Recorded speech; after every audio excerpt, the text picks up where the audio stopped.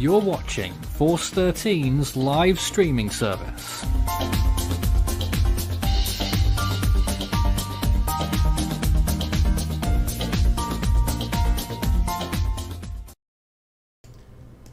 Hello everyone and welcome back to Force 13 Live. You are back with me again. You're going to be stuck with me for a little while longer. We're having some stuff going on behind the scenes that's making this handoff a little bit more difficult than initially expected, but regardless of that, I'll be staying with you until we manage to do that handoff. With me tonight, my team is comprised of Devin, our Chief Cyclone Analyst, Jonesy, a member of the Force 13 US team, Orlando, someone who's been around for quite a while, and Uxinator, another member of our Force 13 US team. This has been a rather concerning trend lately with just how quickly this storm is strengthening. I'm not sure what we're going to find in Recon, but we're going to find out here in less than 20 minutes. And I'm very concerned about what exactly that's going to end up being. Yeah. Also, I do want to quickly note, because I'm taking a look at Recon right now, and it looks like it's literally about to enter the outer bands. Literally within the next, 5 minutes.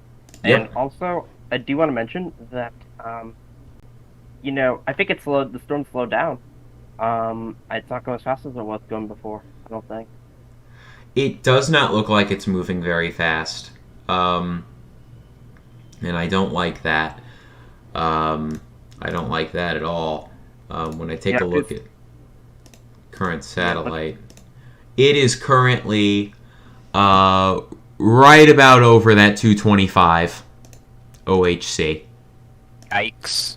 So it's moving over the best conditions it's going to have. Not that as it falls off it's going to matter too much, because it's still going to be ridiculous for the next 4 to 5 hours. But that's what we're looking at right now. Yep.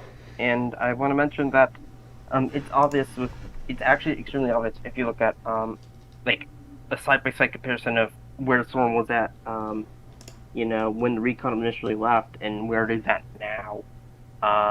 Within those past few hours, it barely has moved, it looks like, compared to before where it was just zooming. Yeah, I mean, it's... And that eye is looking really good as well. I mean, that is a borderline pinhole eye. I'm not sure exactly how wide that is, but that's a very small eye, and this storm, unfortunately, it's a worst-case scenario kind of storm when it comes to how quickly it can intensify, because it's very small with a very small eye that's contracted quite a bit, with an incredible amount of energy, a very large moisture field, and not only that, it has very low wind shear. It's like the stars have aligned, in a sense, for this storm. Yeah.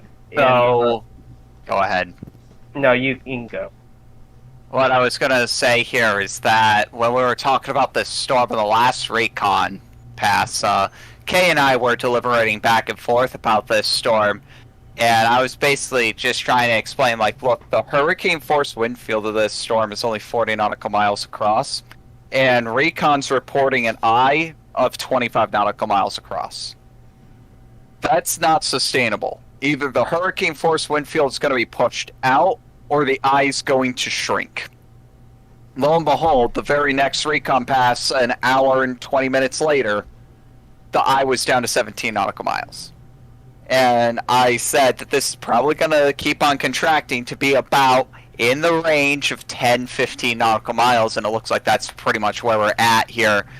It is unfortunate that has happened, but yeah, I mean, there's two really bad things that could have happened. It could have either vastly expanded its wind field, which may have been even worse, because that means that the storm surge would go through the roof, or stay contracted like this and rapidly intensify. We're talking about a storm that's pretty much about the size of Hurricane Camille, about the size of Hurricane Andrew, about the size of Hurricane Michael. Not really larger than any of those storms. This isn't a Katrina-sized storm that we're talking about.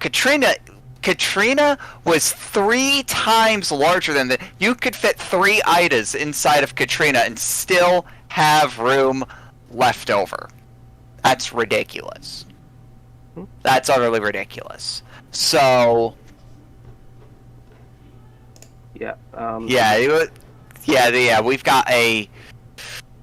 The storm has decided to stay small and rapidly intensify with a small eye, and I just hope for the best for the people within the radius of the maximum winds, because they're gonna get absolutely rocked with this thing, and I hope everyone in the Delta was able to get away from this thing, because it's not looking good.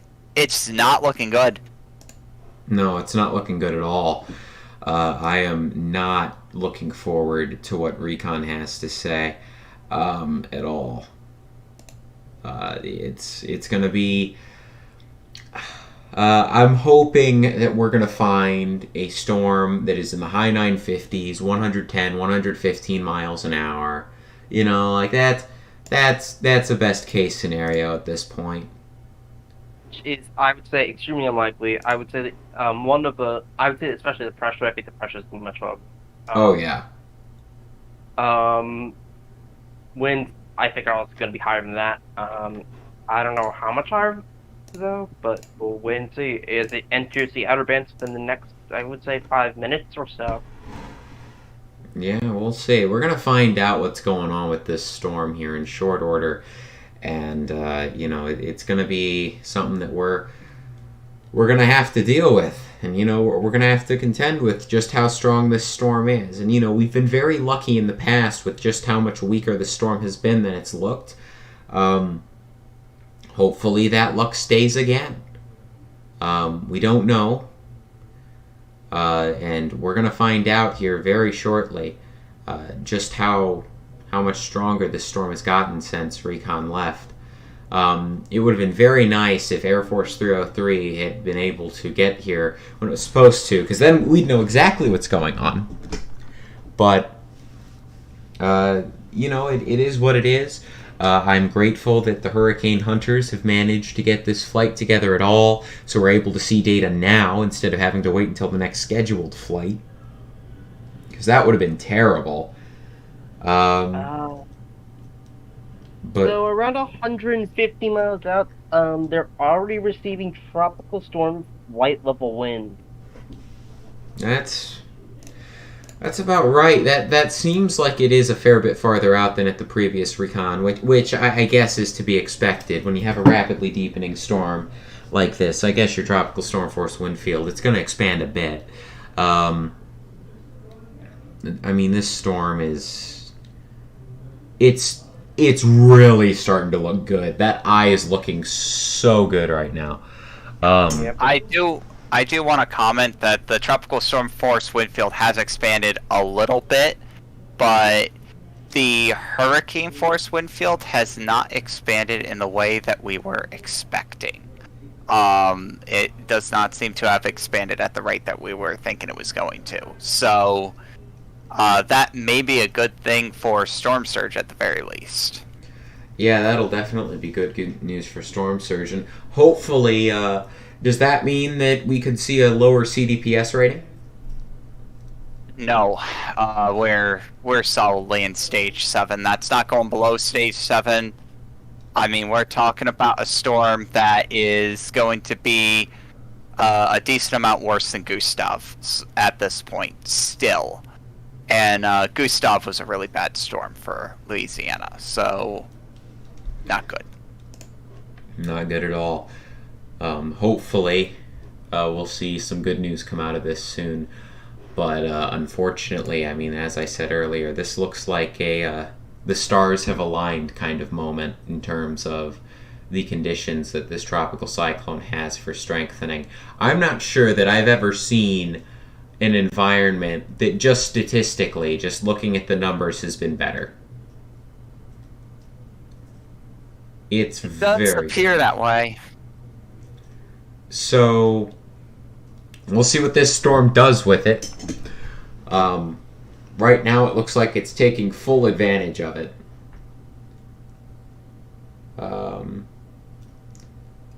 There we go.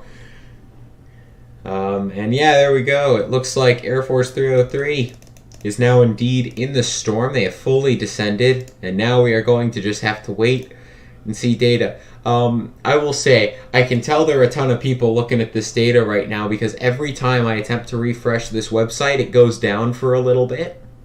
Like, the domain decides to not exist, and then it comes back. So, I think that there are quite a few people looking for data here, but we are immediately starting off with flight level wind to surface wind conversions that look to be about what you'd expect. About 40 knot flight level winds to 35 knot SFMRs. So, at least for now, it looks like there's nothing wonky going on just yet. But we'll see. I'm going to be interested to see what exactly does take place with this reconnaissance aircraft data. While we've been fixating on that quite a bit, I would like to go over just again what the impacts for Ida are expected to be as it does approach the Louisiana coastline. Devin, since you haven't really been able to talk about this too much, and you do have the gold standard for hurricane impacts with the CDPS scale, Yes. what would you say that the impact level relative to other storms is, and what would you say that people can expect to see on the ground when they return from evacuating from this? A scene very similar to Hurricane Laura of last year. The CDPS ratings are pretty much on top of each other. They're virtually identical. We're talking Laura was a primarily wind-driven event. Let me find it here. With 18.8 points driven by wind. In this case, we have 14.5 points driven by wind, so not as wind-driven. This does look like it's going to produce quite a bit more rain than Laura did. Laura only produced 11 inches. We might be getting up to 20 in this. And sizes appear to be relatively, I would say relatively similar. Laura was a bit larger, not by a really large amount though. So I wouldn't necessarily say anything like that. Yeah, and also I want to break in and say that it's official. Recon is officially in the storm. We are getting readings now from Recon. Yep. Yes. We're going to find out here in 10 minutes, 15 minutes, what the storm's packing. I think that is true. I think that right now, pressure is going to tell us a lot more than wind at this point. Because I have a feeling that we might be on a constant wind catching up to pressure cycle until this thing levels off, if it levels off before landfall. So I think that the pressure is going to be very telling as to what kind of beast we're going to be dealing with come the time of landfall. The hope is that we're going to see a high 950s. We'll see. We'll just have to see with that. I'm hoping for the same thing. High 950s, 115 miles an hour. I feel like that's a best case. I agree. I think that, regardless, I think they can upgrade to a major hurricane. Unless Recon somehow does not find, so. Yeah, it seems like a pretty safe bet that we're going to be finding a major hurricane when Recon comes in. I don't think anyone here is questioning whether it's a major. I think the question we all have is how much stronger than 115 miles per hour is it? And yeah, at this point, honestly, it does appear on satellite to be improving quite dramatically as it has for the last, about say 4 hours. I mean, going back 4 hours definitely improved quite dramatically. So honestly, pressure falls, if it happened around, if it kept on going about the same rate that it had before, numbers are going to be a bit problematic, to say the least. Yeah, I think that is a fair assessment. The storm just continues to look better and better on infrared with time, and we do now have news that AF303 is turning towards the northwest eye wall. So we are going to be getting our first pass through the eye here in short order, and we're gonna really find out what's going on. We have people in chat asking if this storm is weakening. I can assure you it's not. I can assure you with confidence that it is strengthening, and it is strengthening very quickly.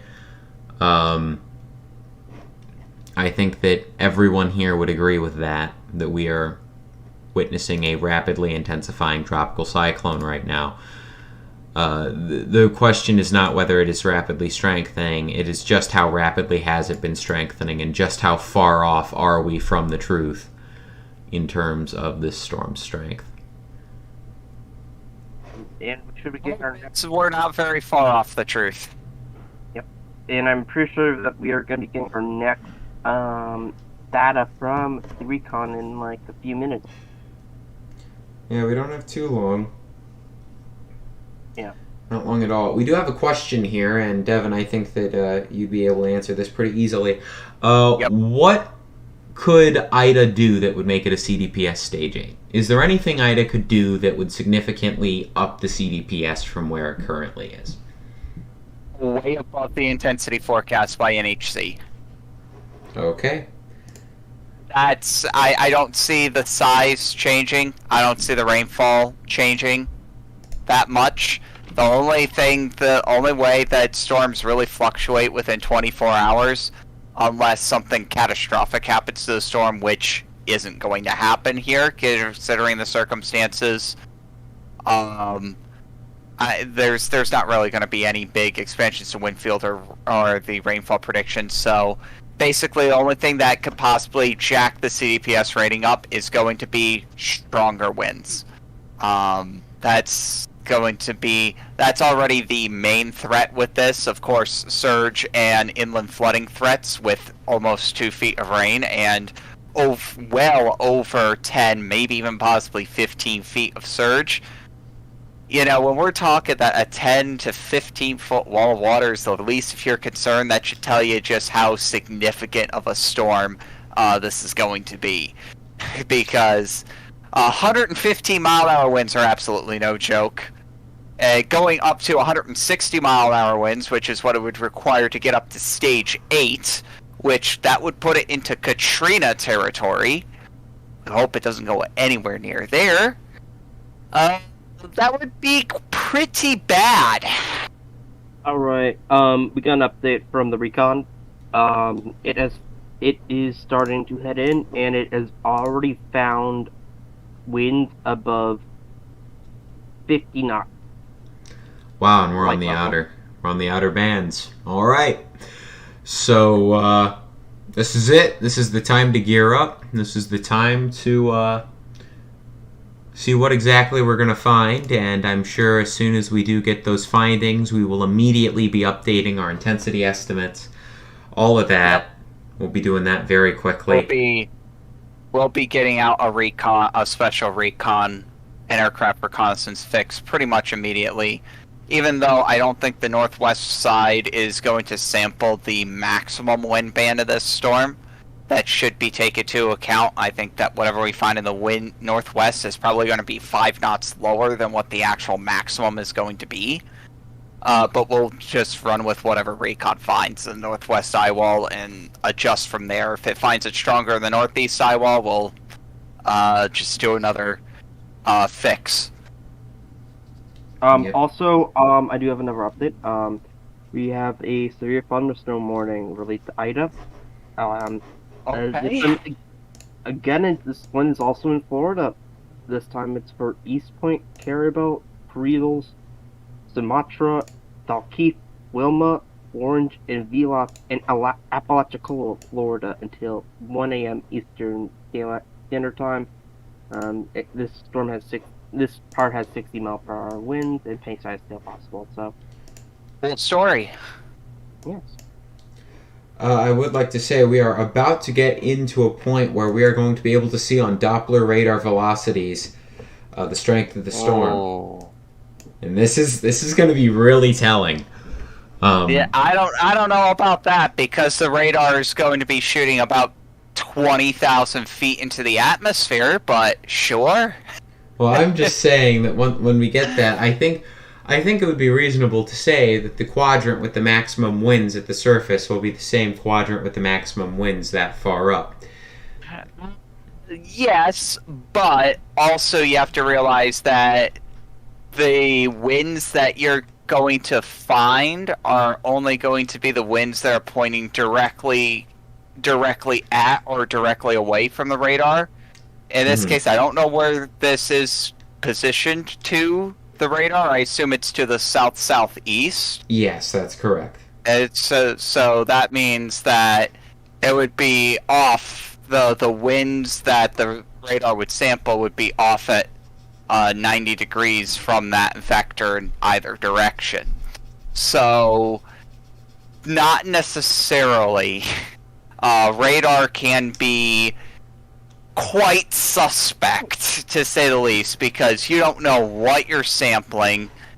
They're usually gusts, and it's really difficult to tell any really useful data from it. Like, you could get reasonable estimates, like, hey, we've got these points that all say 180 miles an hour in LoRa, but it's still only 150 on the ground. So I really don't like using radar for tropical cyclone intensity estimates at all. I really don't like using them because the data is almost always suspect at some non-standard level in some random part of the eyewall. Yep. I also want to quickly mention that, according to one of our members in the server, apparently this on radar there are 4 Meso vortices. Mesovortices. Yeah, Meso vortices that can be seen on radar, wrapping around the. And it should also note that this is also at 32,000 feet in the air. Yeah, like, it's about 32,000 feet. The first mesovortex is about 32,000. The second, 33,000. The third, 38,000. We're going all the way up to about 40,000 feet in the air. Yeah, that is quite a signal. I mean, that's way above recon flight level. Recon flight level is usually 5,000 to 10,000 feet in storms like this. So, ooh. And we get another reading of a temperature of eye temperature of 3.4 degrees Celsius. That's gonna completely change when a plane flies in there and finds upper 20s. So, yep. I don't really care about that. I'm already expecting that. Yeah. Yeah, so you can see the mesovortices there. They extend very far up. I assume that they're probably associated with vertical hot towers that are surrounding the eye. They are. That's what I would assume those would be. So, I think that is definitely a signature of a rapidly intensifying system. There's not 1, there's not 2, there's not 3, there's 4. Wrapping around the eye, yeah, that is quite a bit. We've got... Go on. Man, we've got the whites wrapping all the way around the eye now. Yep. This is ridiculous. In the latest radar frame, the 4... Oh my god. I'm gonna screenshot this and share it to you guys. This is insane. This is insane. Let's take a look. Here. I've got GR2 pulled up. I already see it. It's just they're very clearly defined. All 4 of them are extremely clearly defined, even all the way up at that ridiculous height of nearly 40,000 feet. And again, that's just a clear indication of just how high these go. Let's actually find out how high these go. We're at the lowest tilt. If I go up, they're still measurable at all the way up at 50,000 feet. It is Lord. still observable. For two of them Good are still Lord. observable. And then they're pretty much gone by the time I go up to tilt 1.3 degrees. But 50,000 what? feet. You know what? Let me pull up a rapid scan.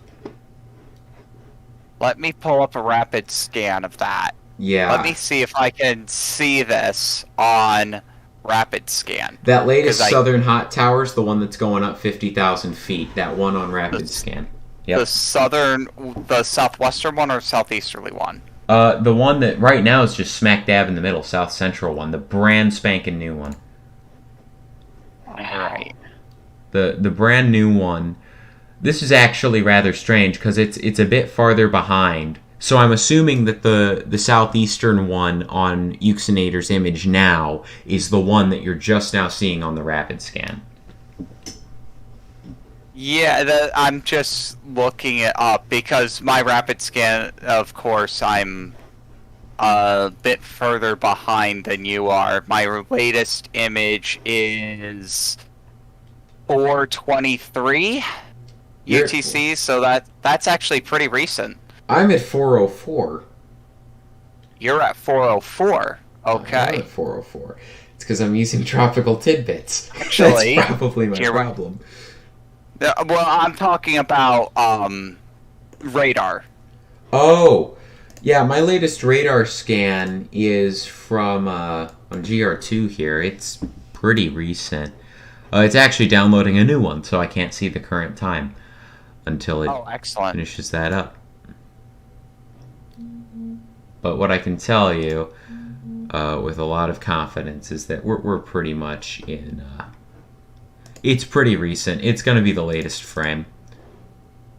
We have our first drops on. Hold up. Do we? Yes, we do. Yeah, it's not going to give us much useful information, though. And there's an. I wouldn't say it's not useless. It's interesting. Well, what's it show? What's the interesting part? I put it in the live discussion. I'm looking at it. I mean, what it. See, I mean, I don't see anything suspicious about this. Me neither. The 700 millibar winds are 40 knots, surface winds are 35 knots. That's a pretty standard reduction. The temperature profile doesn't really do anything that I would consider to be suspect either, so looks like a pretty normal drop zone for a sampling of the environment directly ahead of the tropical cyclone. Sure. Okay. Yeah, there we go. All right, I think Xavier's back with us. Yepers. Hello. Oh. Are we ready for the handoff? Yeah, I should be. Hopefully I did it right because I haven't done one of these before. Okay, so all that's going to happen is it's going to be very simple. You're just going to start your stream at the same time as my stream is going, and then after you start it, we're going to wait about 15 seconds, and then I'm going to stop mine, and the handoff will be complete. Alrighty. So just...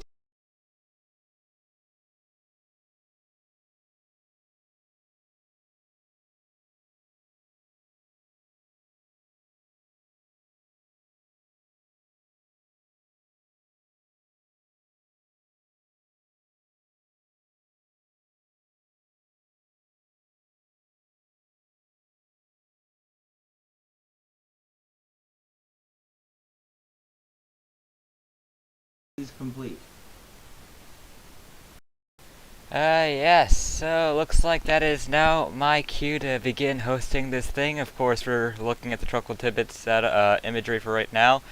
And you can see that we have a little bit of a feature there on the top right corner of this stream. It's going to have the one of the types of imagery that it's going to be updating live constantly on IDA there. So you'll always be able to see imagery no matter what we're showing you there. So that will at least give you an idea. Of course, we also have the warnings and stuff on the bottom of the screen. I've also mentioned that the warnings for NORA are of course included as well, given that poses another threat of its own. But of course, we're looking at Hurricane Ida here, Category 2 with winds of 105 miles an hour officially, with the pressure of 964 millibars. And it looks like Recon is about to tell a truth about what the actual intensity of the storm is. I'm going to go ahead and share my screen right here, Xavier, because I just want to go ahead and go off of what we were talking about right before that handoff ended up happening. And that was this vertical hot tower that was clearly showing from these Meso vortices that are going up to 50,000 feet. I'm thinking, these are going up 50,000 feet. We should be able to see them on satellite. And sure enough, take a look at this feature. It's going to pop up right here, right at the south part of the eye, dead south part of the eye here at about 4 UTC, and it's going to rotate around to the southeast, and that's going to be your tallest feature here, and it's the one that's the most pronounced. And you can kind of see it dragging backwards along the eye on the radar data. And as I move this forward, you'll see this is going to not animate because this site hates me. Now we're going to animate, and you're going to see that indeed there is a hot tower here. There is a clear overshooting top, and it is just now rotating around the eye. Now you can see this giant convection burst here that has happened on the southeastern side. It lines up perfectly with the radar imagery that we were seeing. So, yeah, no surprise here that those are showing up at 50,000 feet. That is very clearly defined on infrared imagery. Yep. And anyways, it looks like that the next batch of recon data has come through. Really nothing new to talk about here. The plane has descended to a height of 700 millibars, which is a standard flight level for these things. That's roughly 10,000 feet. So our flight level reductions are going to be about 0.9 unless drop zones suggest otherwise. There are some cases where you'll get non-standard mixing ratios. I know for a fact that the most recent storm, Grace, at 850 millibars had a mixing ratio of 0.88, as confirmed by drop zones and SFMR. So you can get non-standard mixing ratios. Of course, 850 millibars, that's closer to the ground, which means the reduction ratio is actually less. It's actually 0.8, but it was 0.88 in Grace. With IDA, typically you want to take whatever the flight level winds are, reduce it by 0.9. That'll be about what your maximum is. If SFMR, for whatever reason, is doing wonky things, and if it's AF303, it's probably going to do some wonky things. So we'll just keep a close eye on that. Right now, nothing really pretty to report. We've got some 60-knot winds at the flight level. SFMR between 45 and 50 knots with rain spike. Without that rain spike SFMR, we've got pretty much right around 40 knots. Nothing else to really report. I do have something a little bit to report, I guess. Well, we have more accurate view of the actual winds that that's picking up. It's picking up around between 60 and 64 knot flight level winds, and so between 55 and 64, I would say actually. And I also want to point out that talking about model runs with 4 IDA after it goes through Louisiana, Mississippi, all the states, stuff like that. There are some models now that are hinting towards redevelopment of IDA, but that can be talked for another time. What are you talking about? There's a model that's suggesting that it could be redeveloped. Model or two. That has no context. How could it? Where? It's when it reemerges off the coast of Virginia. Okay, I didn't know it was expected to reemerge off the coast. I thought it was just going to die over Kansas, like most good storms should.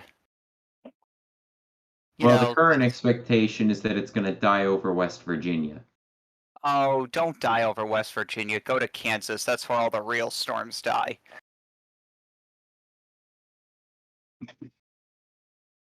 There we go. Yep.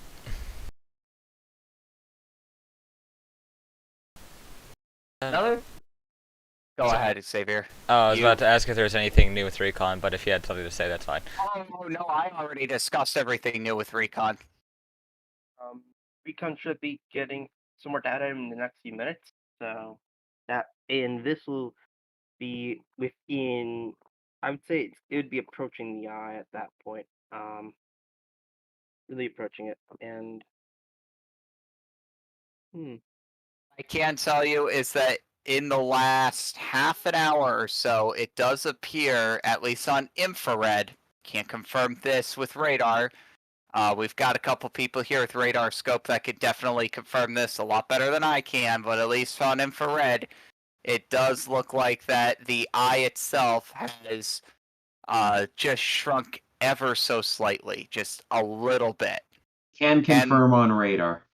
Can confirm on radar. Well, there you go. So, shrinking of an eye wall, that is a clear sign of intensification, conservation of angular momentum, as we call it in physics. As if you have a certain amount of angular momentum, the less, I should say, the radius is. So the closer you pull your arms into yourself, faster you're able to spin. The more spread out your arms are, you have a larger, what is considered to be moment of inertia. And that's going to make you rotate slower. But if you pull that in, you're decreasing that. And you're able to strengthen. So,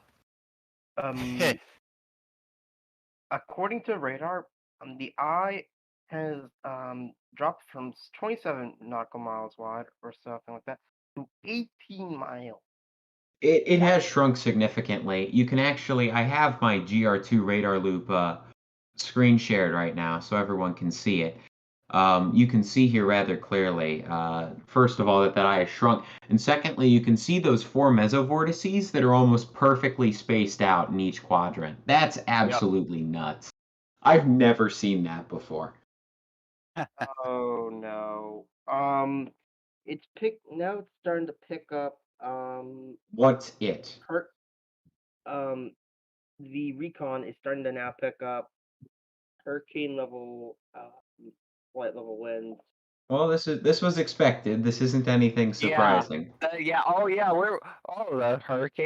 Recon's picking up flight level winds of hurricane strength. I would hope so. If it wasn't, there would be a problem with either the plane or physics.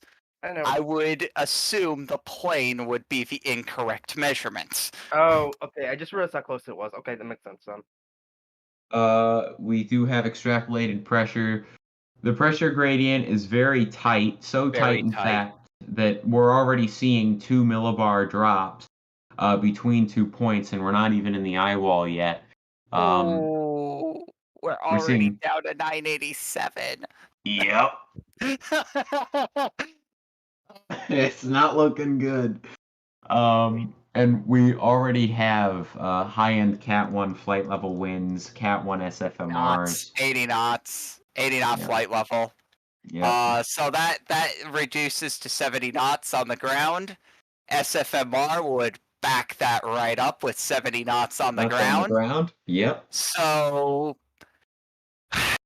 boys, 70 knots on the ground, and we even in the radius of maximal winds. This is a very powerful storm that we absolutely cannot take lightly. I think they hit a mesovortice. I mean, they could have hit one of the 4 mesovortices that is around the eye, but I'm telling you, man, I wouldn't count on that because this is showing that this needs to be taken very seriously. This is a particularly dangerous situation. Well, there was a big jolt down in the geopotential height on the recon data. That's normal. Is it? Okay. Okay, yes. So, Thomas, here's what happens. When these flights happen, they don't fly at constant height, they fly at constant pressure. Ah, okay. So, as the pressure goes down, your altitude's going to go down, but their pressure level remains constant. If the pressure level significantly drop, like if we had the pressure go to like 720, that would be suspicious. But okay. the altitude dropping, that's completely normal. Yeah. Alright. Okay. Hold up. I do want to quickly bring up. This is the highest measurement of temperature we've seen in the eye of Ida throughout the entirety of Ida so far. Okay, we're not in the eye yet. No, it's I'm the eye talking eye temperature. Yeah, eye temperature. Talking about eye temperature on infrared at 11.9 degrees Celsius. Yeah, don't worry about it. We're not worrying about that.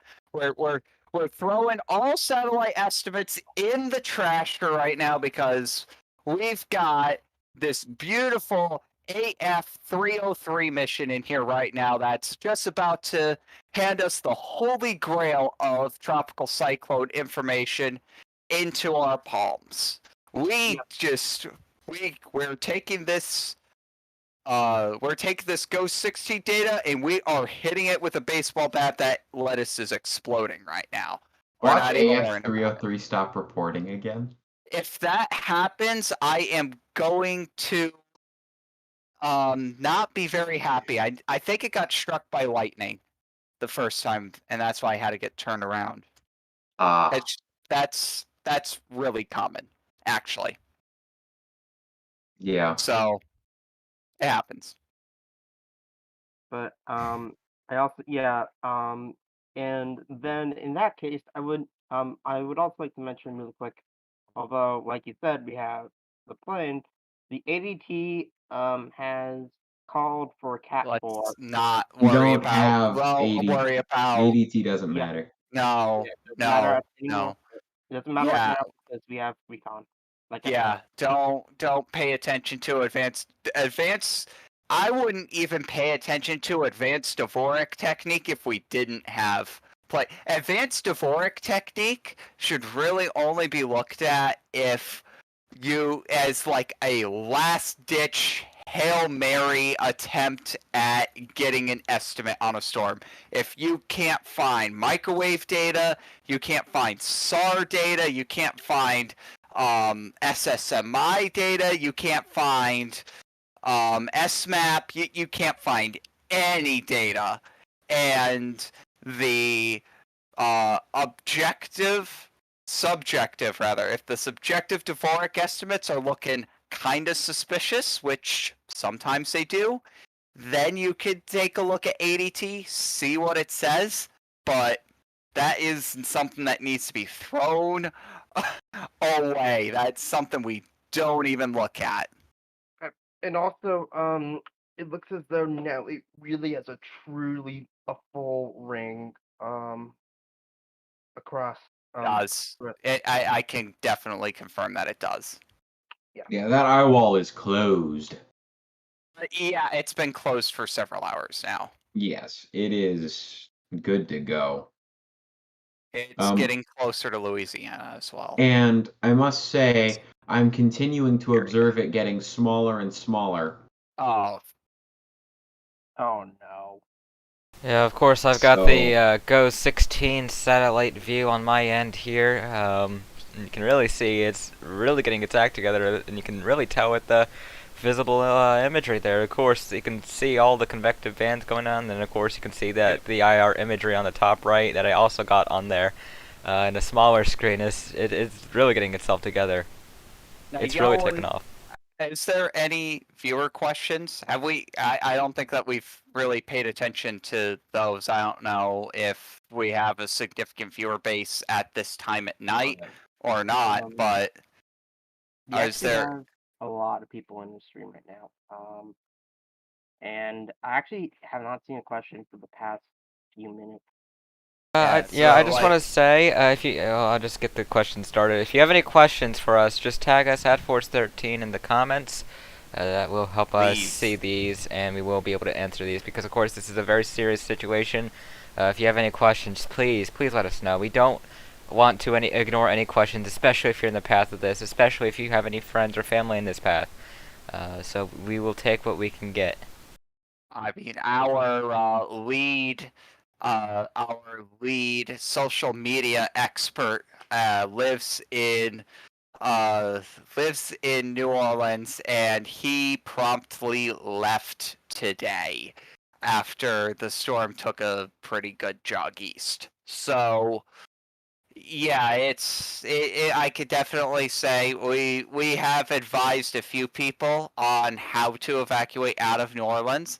I don't know if that's necessarily going to be a good strategy now, because I don't know what traffic is like on those roads, and I would not want to be in a car stuck on a road in traffic in this storm. So I don't know if evacuations are even possible at this point anymore. I don't know what traffic's looking like. I'm sure roads are starting to get closed. I'm gonna be honest. We are gonna need to really pay attention for the next few minutes, because I think that a huge update from Recon's gonna happen. As I Oh, think, it's definitely going to happen. We're going to find. Look, we know that Recon's going to go in here. They're going to find major hurricane force winds. We just need to know, one, how major, and two, how 950s is it? Mm-hmm. any moment here. Okay.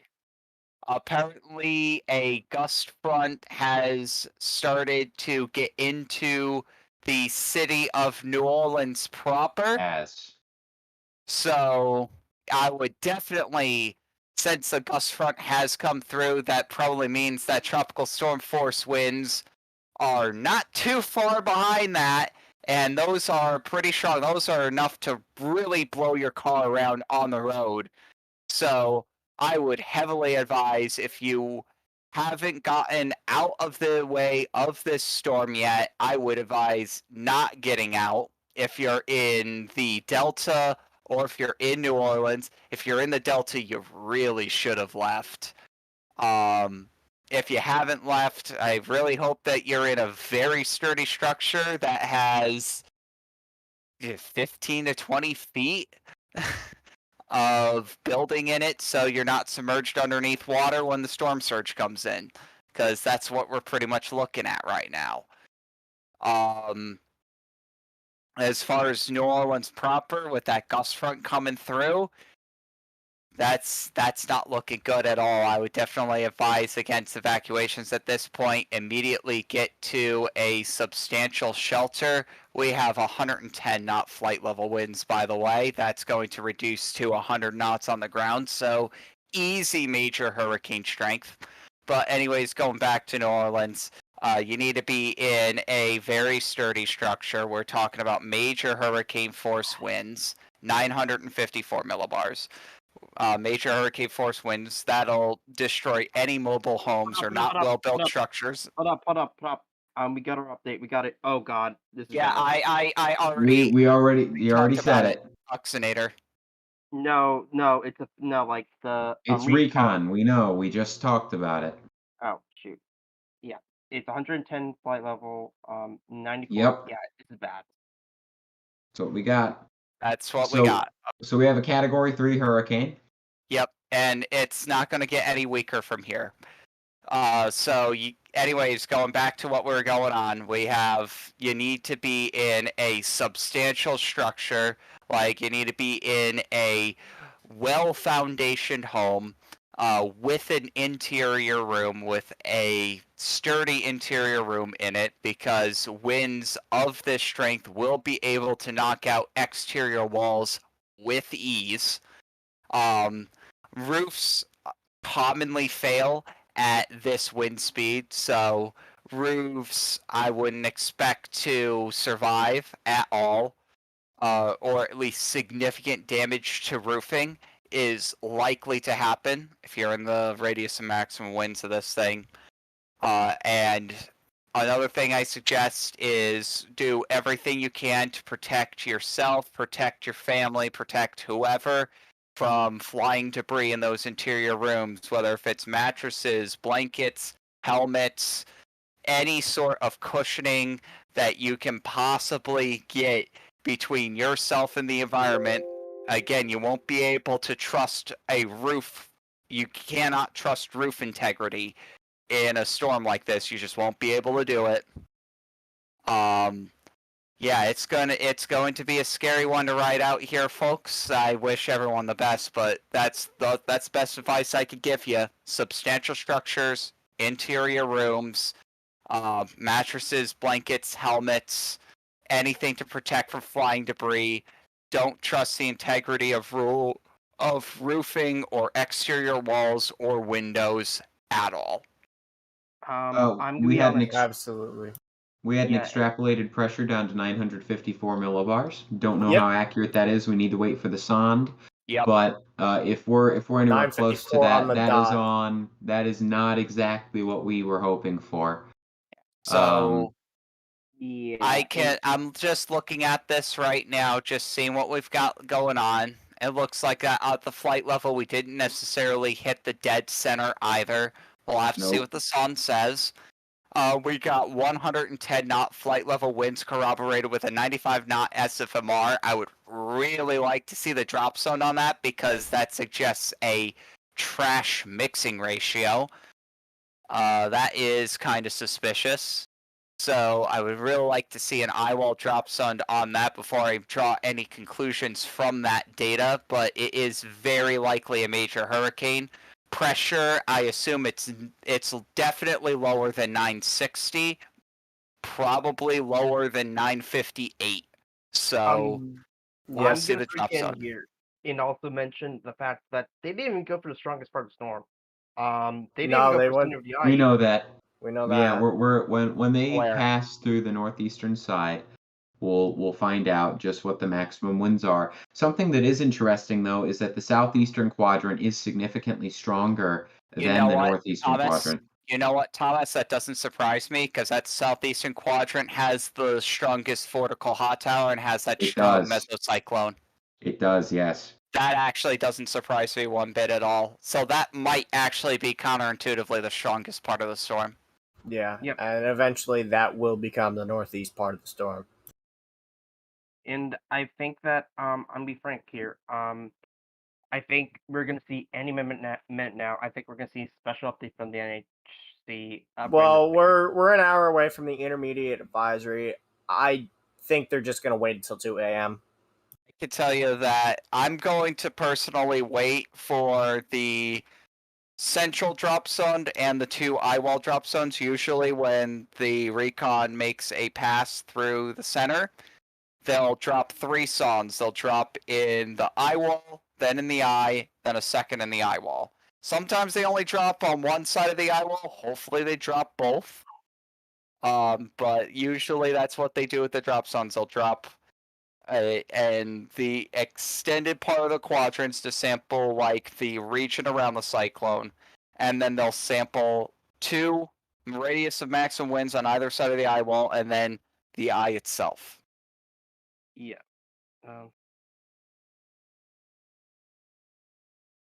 We had a few questions over the last few minutes. One was asking if Ida is slowing down because they think that it looks like it. I can't confirm that. Thomas would know best because he's the one looking at the radar of it. The radar right now, at least to me, it looks like motion is fairly steady, although it looks like we might be getting a little bit of a westward jog here and a little bit of a halt in northward motion. It looks like in the very last few frames, it may have shifted west a bit and it's not moving north as quickly, which might result in a net longer amount of time before a landfall. I'm seeing a jog westward as well. Yeah, but I'm not thinking the storm itself is moving any slower. No, I am definitely seeing a jog westward. Though. Yep. Yep. And also, I want to mention that more Meso vortices are popping up now. I mean, Ugh. That's the expectation. Yeah. This storm has no reason to do anything other than stuff like that all the way Yep. until it gets close to landfall. Yep. This thing's got how long's it got? It's got over 15. 12 hours left. Yeah. 15 hours. That's more than enough time for this to really, really ramp up, given the current conditions. We'll see what it does. I think that's a big yikes. Yep. That gets a big yikes from me, pal. I don't know Northern what eye else to wall say. starting to show up on radar. What? The eye walls have been there. Oh, has it? I just literally got back, so. You're starting to see like the yellows and reds show up on radar, I guess, if that's what you mean. Yeah, because the radar height's descending. Yep. I mean, the storm is also intensifying, but you also have to consider the radar height is descending. So, it's a combination of those two. Yep. Man, what is this eye doing on infrared? It is now highly elliptical and looks like that it's about to circularize. We'll have to see what it does in the next hour or so, but oh boy. The eye currently looks like a pentagon on radar. So that's It's not very interesting. good either. No. Yeah, when you have a hexagonal or a pentagonal eye, no thank you. That might even be worse than a circular eye. Yeah, because doesn't that mean that like the meso vortices or whatever are like tugging at it or something like that? Yep. Which, oh my, that means the winds have to be just nuts up there. Which they are. I mean, 110 knots. That is nuts winds. That is the definition of nuts winds. And you know, if the sense that is definitely through a mesocycle, that would probably confirm the trash mixing ratio. If they got a drop zone directly in that, man, I want to see what that looks like. But I'm getting data like 5 minutes before Uxinator because he's getting it from some, I don't know, some Russian website, I guess. No, I'm not. Okay then. But yeah, It looks like they missed the center of the eye, but go ahead, Xavier. I was saying that I got Thomas's radar pulled up on stream, so that way you can see what we've been talking about. With that pentagon eye, it seems to be showing here. Just But nuts. yeah, I think that the mesophoreses are playing with the eye, and that's not something you want to hear or see. I mean, the storm's obviously still strengthening, it's still developing, and we're waiting for it to really develop that robust major hurricane eye wall that we're so accustomed to seeing. You also have to consider that that shape is kind of formed very high up. I mean, what radar height are we looking at here? I assume like still around 30,000